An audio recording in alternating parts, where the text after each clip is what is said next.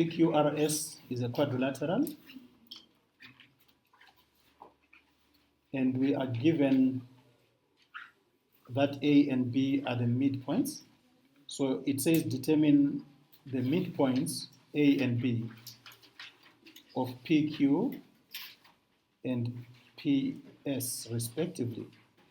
Right, so remember the formula x1 plus x2 divided by 2 for the x coordinate, and then y1 plus y2, all that divided by 2 for the other coordinate. So to get point A, we are using P and Q, so we need to add the x coordinates and divide the answer by 2. And also add the y coordinates and divide the answer by 2. So what are the coordinates of A? Minus 4.5. Okay, I'll leave it as minus 9 over 2 for now. And 1, right? Okay, so it's minus 4.5 and 1. Okay.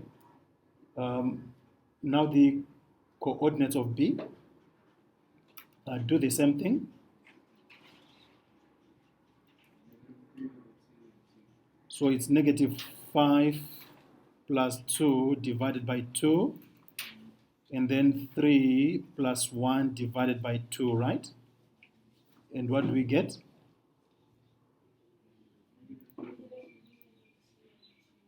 Negative 3 over 2 and 2. Okay, so those are the coordinates of A and B. All right, let's go to question 2.2.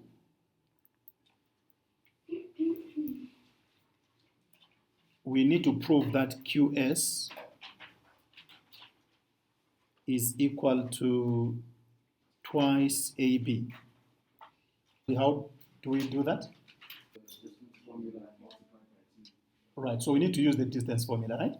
So let's use the distance formula to find QS, and also use the distance formula to find AB, then compare the two answers. Right, start with QS. Remember, the distance formula is given by the square root of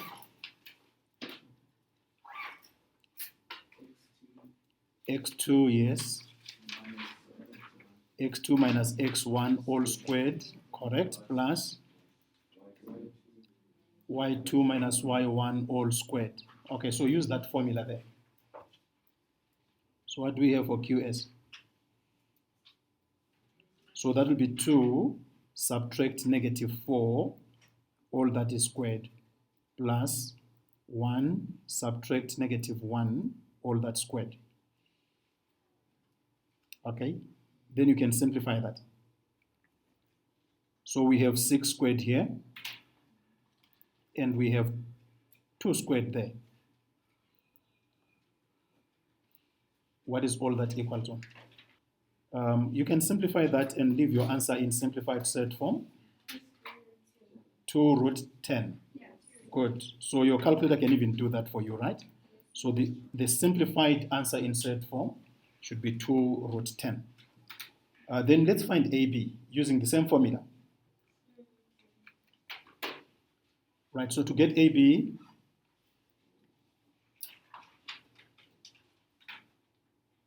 we need to use the points A and B that we have now. I'll start with, so do you prefer to use minus 4.5 instead of 9 over 2? Minus 4.5, okay? So minus 4.5, that is for A. I'm going to subtract the x coordinate of B, which is negative 1,5, and then square all that. Then for y, it's 1 subtract 2 all squared.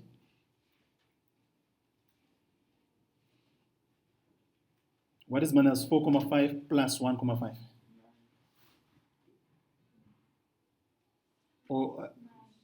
Or did you square it? So it all becomes 9. And the other one becomes? The other one becomes 1, and so this is root of 10. Is it simplified already in set form? Okay, so root 10 is simplified. Now the question says, show that QS is equal to 2AB. Does it look like QS is twice AB? Right, we can see that, right? Right, so therefore, QS is indeed twice AB because 2 root 10 should be twice root 10. Right. Then question 3 says, show that line AB is parallel to line QS. This line here should be parallel to line QS. Okay. So how do we prove that lines are parallel in analytical geometry? We use the gradient, right? So let's use the gradient. Please work out the gradient of AB and also work out the gradient of QS.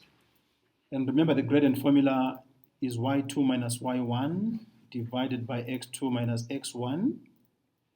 Always divide the difference in the y coordinates by the difference in the x coordinates. So do you have 2 minus 1 in the numerator? Divided by negative 3 over 2, subtract negative 9 over 2 in the denominator, right? Okay, simplify that, somebody. What do you get?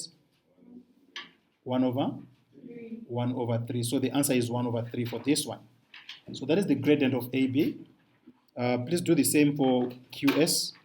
So the gradient of QS should be the change in y over the change in x. So I'll take 1 and subtract negative 1. Then 2 subtract negative 4. I think that becomes 2 over 6, which is equal to 1 over 3.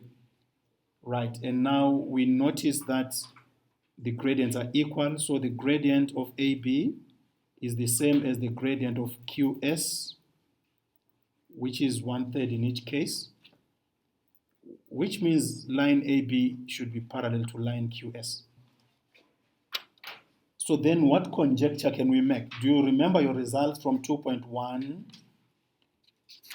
up to 2.3? Because it says make a conjecture related to 2.1, 2.2, and 2.3. What is a conjecture? What is it? It's a relationship.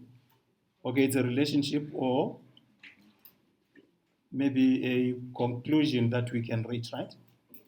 So as a result of 2.1, 2.2, and 2.3, what conclusion can we make? Remember the results are from 2.1, A and B are midpoints, right? Of those two lines, PQ and PS. From number 2, the distance AB is half of the distance QS, or if you want QS, the distance QS is twice the distance AB. So these are the results. First of all, A and B are the midpoints of those two sides. Number 2, QS is twice AB. And number 3, AB is parallel to QS. What result do we get from that? It's actually a very important result. A line segment joining the midpoints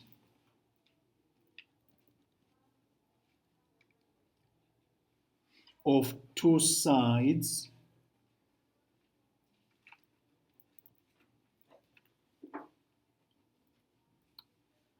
of a triangle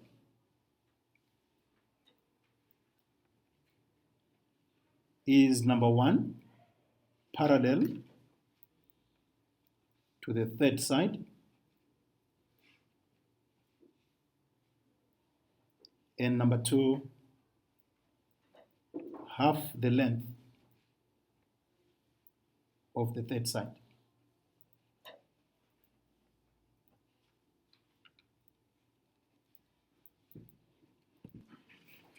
Right. So suppose this here is the midpoint. Let's call it M. So this is the midpoint of AB. And this here is another one, the midpoint of AC. If I draw a line joining M to N, then what is the conclusion? What can we conclude from that? Then M and MN will be parallel to BC. What else? MN will be half the length of BC.